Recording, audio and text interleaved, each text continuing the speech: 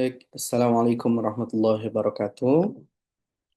Ketemu lagi dengan saya Abdul Rashid. Saya akan kembali mereview jurnal internasional. Ini jurnal terkait dengan earning management atau manajemen penerimaan laba.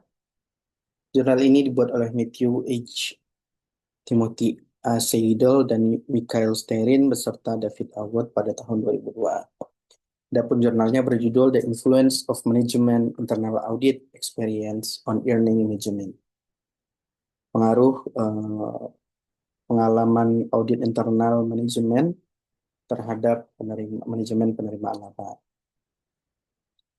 Baiklah, langsung saja pada pendahuluan, karena isu yang diangkat ini adalah isu yang sangat penting ya di literatur akuntansi dan auditing. Itu praktik manajemen laba atau earnings management serta faktor-faktor yang mempengaruhinya.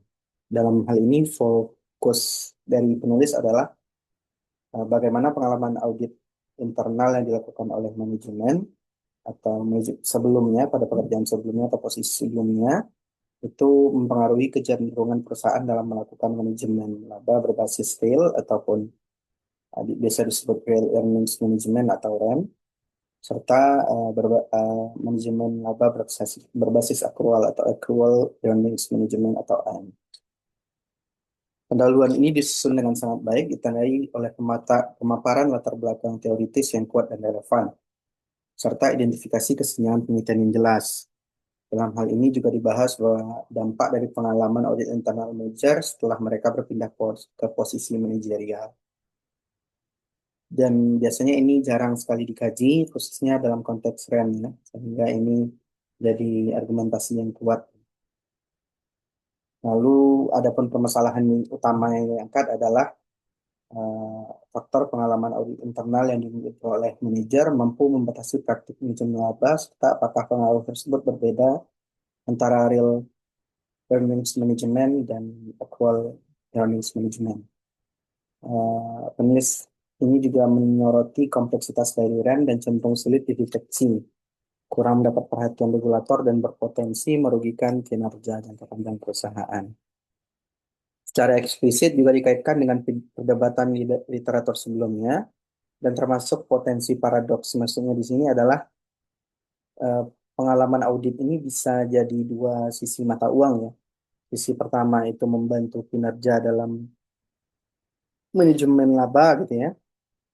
Di sisi lain juga dapat dimanfaatkan sebagai karena sudah berpengalaman melakukan audit ini maka bisa mencari celah-celah untuk mengakali gitu ya manajemen laba. Dengan demikian permasalahan ini bobotnya sangat baik secara teoritis dan aplikasi praktis yang sangat kuat bisa diaplikasikan secara langsung. Adapun metodologi yang dipakai adalah pendekatan kuantitatif dengan desain penelitian arsip atau archival study.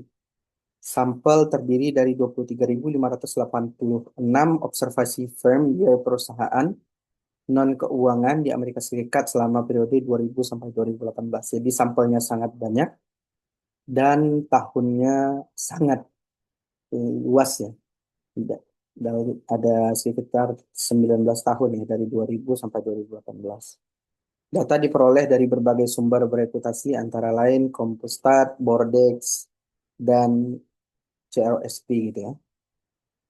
Lalu pengukuran manajemen laba dilakukan dengan metode yang mapan dalam literatur yaitu REM berdasarkan model Roy Choudhury 2006 dan AM berdasarkan model Jones yang dimodifikasi. Selanjutnya, model regresi panel dalam firm fixed effect dan year fixed effect digunakan untuk meminimalkan bias akibat karakteristik perusahaan yang tidak teramati.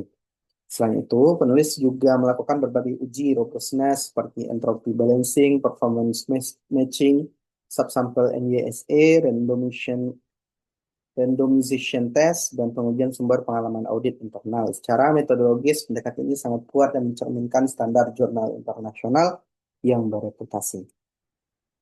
Adapun hasilnya adalah, yang pertama, pengalaman audit internal manajemen berasosiasi negatif dengan real earnings management.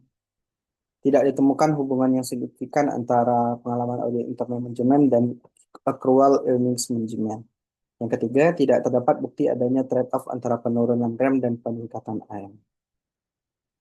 Analisis tambahan menunjukkan bahwa pengaruh penurunan rem semakin kuat ketika pertama, manajer manajer yang memiliki pengalaman audit internal memiliki kekuasaan yang lebih besar.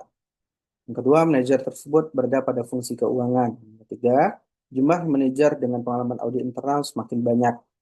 Yang keempat, pengalaman audit internal diperoleh dari perusahaan lain bukan dari internal perusahaan yang sama. Pembahasan dilakukan secara kritis dan seimbang dengan mengaitkan temuan empiris pada teori upper echelons, literatur image management, serta penelitian audit internal sebelumnya.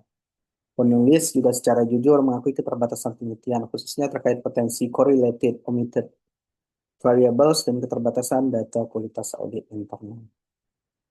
Jadi dapat kita pahami bahwa yang berpengaruh secara signifikan itu dan asosiasinya negatif adalah REM. Sementara kalau AM itu tidak ada hubungan secara signifikan.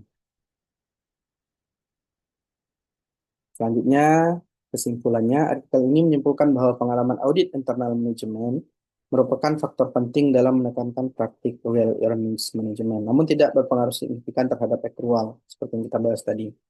Temuan ini memberikan kontribusi signifikan terhadap literatur dengan menunjukkan bahwa nilai audit internal tidak berhenti pada fungsi pengawasan, tapi juga membentuk perilaku manajerial di masa depan. Dan selanjutnya, kontribusi penelitian ini kuat baik secara teoritis maupun praktis. Bagi akademisi, penelitian ini memperluas pemahaman mengenai determinan manajemen laba. Bagi praktisi dan regulator, hasil penelitian memberikan implikasi bahwa pengembangan karier audit internal dapat menjadi mekanisme tata kelola yang efektif untuk meningkatkan kualitas pelaporan keuangan. Baik, demikianlah review jurnal pada hari ini. Sampai jumpa di review jurnal berikutnya. Terima kasih. Assalamualaikum warahmatullahi wabarakatuh.